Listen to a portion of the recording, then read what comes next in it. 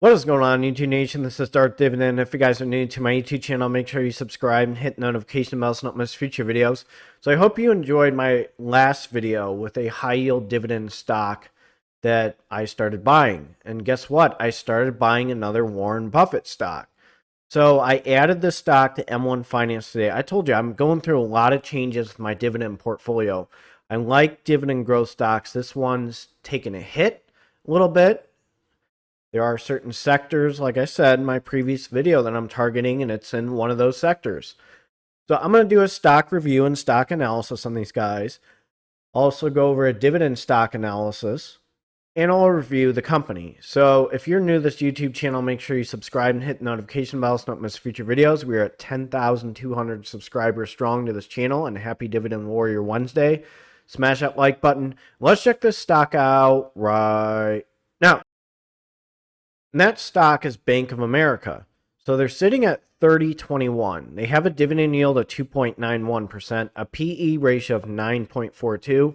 They're not doing too well against the S&P. That's very attractive for me. Average volume 41.53 million. Market cap 242.82 billion US dollars. G range is 29.48 to 50.11. Stay range is 29.48 to 30.30. And its previous close is 29.77. So what do I like about these guys? First of all, I'm going to go over a few things. One, the financial sector was hit very hard. If you look at my previous video, in the top left-hand corner after this video, I'm going after the financial sector. These guys are taking a big hit.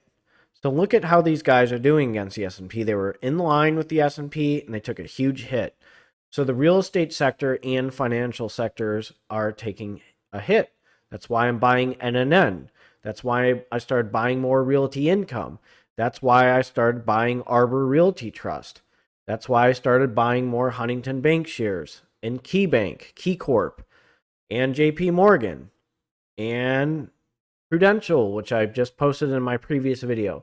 So those sectors are taking a hit. It's going to take a long time for them to recover, and this is the time I need to capitalize and be aggressive. So let's go over these guys as a company. So I want to go over these guys real quick. Bank of America is one of the world's leading financial institutions, serving individual customers, small and middle market businesses, and large corporations with a full range of banking, investing, asset management, and other financial and risk management products and services. The company provides unmatched convenience in the United States, serving approximately 67 million customer and small business clients with approximately 4,000 retail financial centers, approximately 16,000 ATMs, award-winning digital banking with approximately 55 million verified digital users. Bank of America is a global leader in wealth management, corporate and investment banking, and trading across a broad range of asset classes, serving corporations, governments, institutions, and individuals around the world. Bank of America offers industry-leading support to approximately 3 million small business households throughout the suite of the initiative, easy-to-use online products and services. The company serves clients through operations throughout the U.S., its territories in approximately 35 countries. Bank of America Corporation is listed in the NYSE. So that is as of July 2022 in newsroom/bankofamerica.com. So let's go over these guys revenue-wise and dividend history-wise. One thing I would like to point out, they do have a stock split history. 2004, 1 for 2, 1997, 1 for 2, 1986, 1 for 2, and 1972, 1 for 2. I'm not banking on, that's a joke. I am not counting on these guys to split their stock anytime soon with the economy, and we are not in a recession right now. So, again, this is not financial advice for entertainment purposes, only disclaimer in the description, but a stock split history I like with a lot of dividend stocks. I don't see this happening anytime soon. This is not like Apple. This is not like some of the huge corporations that are excellent dividend growth stocks. It's not going to happen in a long time. Well, let's go over their revenue and their dividend history. Check out this increase in revenue. 2015, it was $93,514. Next one, 2016, it was 93,662. 2017, 99,466. 2018, 109,627, which is solid. 2019, 113,589. So there's a huge increase in revenue from 2015 and 2019. 2020, the pandemic hits. Go figure. There's a decrease in revenue to 93,753. Then 2021, a little bit of a rebound at 93,851. So pandemic hits. These guys are taking a while to recover. They do have a nice history of trends of increase in revenue from 2015 to 2019. Usually when the markets fix themselves, and these guys probably learned their lessons since 2008, 2007, when they took a huge dip. There is one thing which I want to address, which is somewhat of a red flag with these guys, which I'll go over. One thing that I find very interesting, a red flag, is the Bank of America introduces community affordable loan solution to expand home ownership opportunities in Black, African American, Hispanic, Latino communities. So a zero down payment, zero closing at mortgage advances efforts to broaden across home ownership and adds to its existing $15 billion community home ownership commitment. So one thing I find, I think it's great that anybody's doing this to a community. Okay, so I'm going to go over a few more things. The zero closing cost mortgage right here to a lot of these places or a lot of these locations could be a problem. Can these people financially afford this? This seems like they're handing out free loans like what happened during the financial crisis. Right here, Bank of America announced a zero down payment, zero closing cost mortgage solution for first-time home buyers, which will be available to designated markets, including certain Black, African American, and Hispanic, Latino neighborhoods in Charlotte, Dallas, Detroit, Los Angeles, and Miami. The community affordable loan solution aims to help eligible individuals and families obtain an affordable loan to purchase a home. So, one thing, it requires no mortgage insurance or minimum credit score. That's a red flag. The Community Afford Loan Solution is a special purpose credit program which uses its credit guidelines based on factors such as timely rent, utility bill, phone, and auto insurance payments.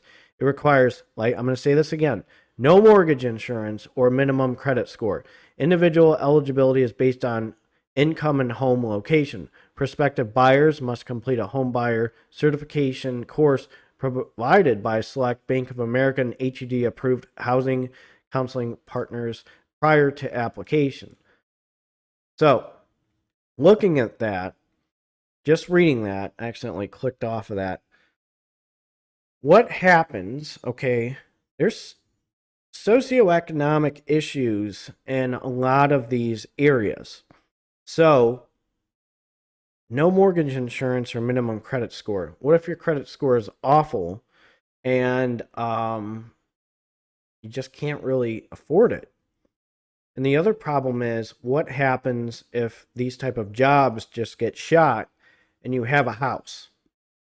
So I think, don't get me wrong, I think this is great to help out people with socioeconomic issues, but with right now, with the economy and things potentially turning into a disaster, this can blow up on Bank of America's face. They can lose a lot with this, because when you give out a loan, see, banks kind of rely on credit cards, loans, car loans, people to pay things off and them to get money from interest. If, okay, these people don't have jobs or financially just can't afford it in the long run, and they're just passing bills out like candy. Look, I want to see people rebound in bad socioeconomic conditions. I've seen it. People I went to high school with, it's fantastic. One of my good buddies, he was in a bad area in Akron, and guess what? He is making about 200,000 with computer engineering right now. Smart dude, worked hard. He's doing very well. But the problem is, with this economy and things, people are going to potentially lose jobs. Then what happens to houses? They could go vacant. So I just wanted to go over this thing with a red flag potentially on Bank of America. Now, I am not against seeing people be successful, but when there's issues with jobs and they're potentially having issues with jobs and job reports being negative, then what happens when you have this house? Who's going to pay it off? How are you going to pay it off? That's going to be a problem. Affordability is going to be a problem. You start passing, loans out like it's candy to people that could lose their job or potentially may not afford it and have a minimum credit score or mortgage insurance, no mortgage insurance, that can blow up in the face. So I just wanted to address that. I hope it does well. Don't get me wrong, but this could blow up in their face economically and financially. So let's jump to their dividend history. So let's jump to 2014. It was 5 cents. In 2016, it jumped to 8 cents. Then 2017, it jumped to 12 cents. Then 2018, it jumped to 15 cents. Then 2019, it jumped to 18 cents. Then 2021, it jumped to 21 cents. And then 2022, it jumped to 22 cents. So the payout ratio is 26%. The number of dividend increases in the last 5 years is 4. Annualized dividend growth in 5 years is 12.93%. And its annual dividend, if you bought one share, you made 88 cents with a 2.96% dividend yield. So I just want to follow up. This is not financial advice for entertainment purposes only, disclaimer in the description. I really hope that ACT helps people with socioeconomic issues in bad areas. I would like to see people improve their lives, get out of rough areas, and do well. But this can blow up in Bank of America's faces. Giving out loans like it's candy was a problem during the financial crisis, and that's what happened during the financial crisis in 2007 to 2000, you can just say 11 or 12, with these loans being handed out. And guess what? Houses were vacant. That can happen. So giving people, being a little bit more, how about less picky, can blow up in your face, because a lot of these banks, man, they're so careful with loans. And with credit cards now, I had to go through like 5 things. I still couldn't believe it, with an amazing credit score with one of my Capital One cards, which is a really good one. I'll put in the comment section for you to check out if you're interested in that. I use it as a cashback card, 3% back on meals and stuff. It's actually really cool. So I'll put that in the comment section for you to check out. But it could blow up in their face. So that's one thing that raises a red flag with me, but I'm going to take the risk. So you guys take care and have a good one. I'll have a video tomorrow.